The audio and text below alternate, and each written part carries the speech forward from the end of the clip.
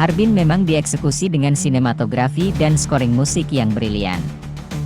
Namun, penulisan cerita heroik para pejuang kemerdekaan Korea itu gagal mengimbangi aspek teknis, sehingga biopik ini terasa seperti ajang propaganda yang biasa-biasa saja. Pemirsa harus menyaksikan film biopik yang syarat propaganda, atau menampilkan sejarah kepahlawanan yang serba heroik. Namun, ada ambang batas yang juga harus dicapai oleh sebuah film jika mengangkat tema-tema patriotik seperti Harbin, salah satunya kemasan cerita yang tetap menghibur. Harbin sayangnya kurang optimal dalam meramu sejarah kepahlawanan para pejuang kemerdekaan Korea itu menjadi cerita yang dramatis.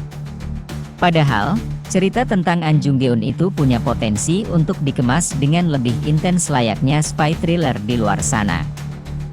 Harbin justru lebih melaju seperti drama biopik biasa, mengisahkan perjalanan An Jung-geun, diperankan Hyun Bin, bersama para pejuang kemerdekaan Korea dalam operasi membunuh Perdana Menteri pertama Jepang itu Hirobumi.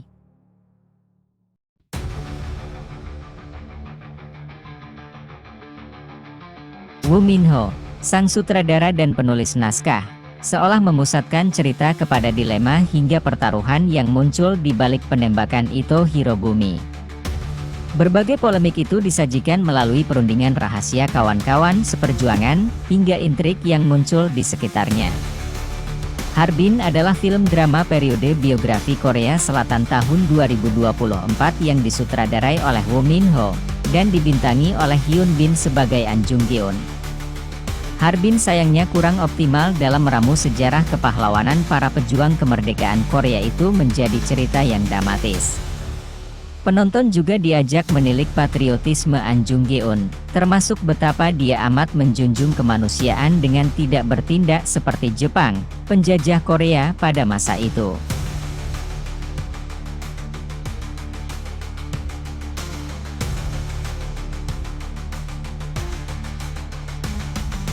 Jung-geun digambarkan dengan begitu bersih, layaknya martir yang sangat terhormat di mata orang Korea.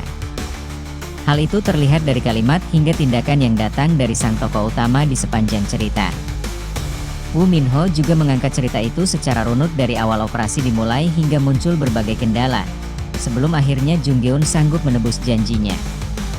Penulisan cerita yang runut itu membuat Harbin kerap kerepotan mengatur tempo. Bahkan hanya ada segelintir adegan atau bagian yang berkesan, sementara sisanya seperti hanya menjadi jembatan penyambung cerita. Beberapa adegan yang sanggup menarik atensi diantaranya para pejuang diserang saat membawa peledak, terbongkarnya mata-mata di internal tim operasi An Jung-eun, dan ketika film memasuki belasan menit terakhir. Untungnya, Woo Min-ho dapat mengoptimalkan aspek teknis Harbin. Film ini memiliki visual yang begitu berkelas, terutama dari segi pengambilan gambar setiap adegan. Adegan-adegan dalam Harbin disajikan dengan begitu megah dan terlihat amat memperhatikan detail, seperti komposisi cahaya hingga gradasi warna yang ingin dipancarkan. Keunggulan dari visual ini tidak mengherankan usai mengetahui sinematografer Harbin adalah Hong Kyung-pyo.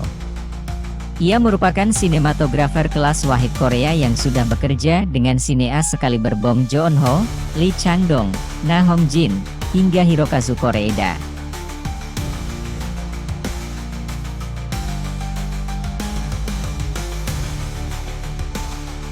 Hong Kyung-po juga merupakan orang di balik sinematografi elit dalam Mater 2009, The Wailing 2016, Burning 2018, Parasite 2019, hingga Broker 2022, eksekusi teknis Harbin juga menonjol dari segi audio.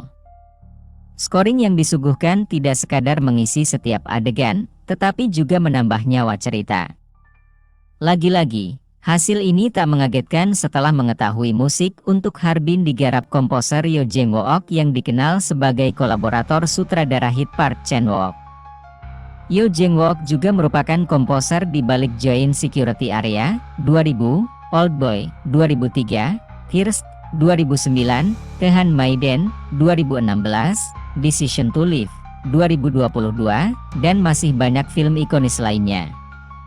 Apresiasi juga patut dilayangkan kepada ensembel pemeran Harbin yang tampil solid untuk karakter masing-masing.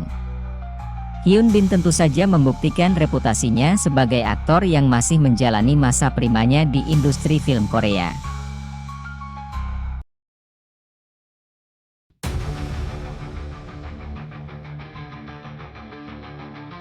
Film Korea terbaru ini berlatar tahun 1909, waktu para pejuang kemerdekaan Korea menyusun rencana rahasia untuk membunuh Perdana Menteri Jepang, penguasa kolonial yang dibenci mereka. Targetnya adalah saat Perdana Menteri tiba di stasiun kereta Harbin di Manchuria. Misi ini penuh risiko.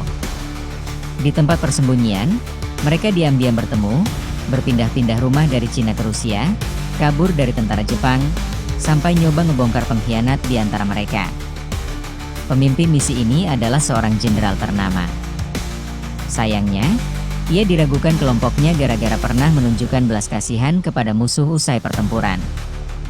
Kalau kamu suka genre perang dan mata-mata, film ini menawarkan paket lengkap, mulai dari suasana serius, pengambilan gambar keren, hingga cerita yang penuh emosi.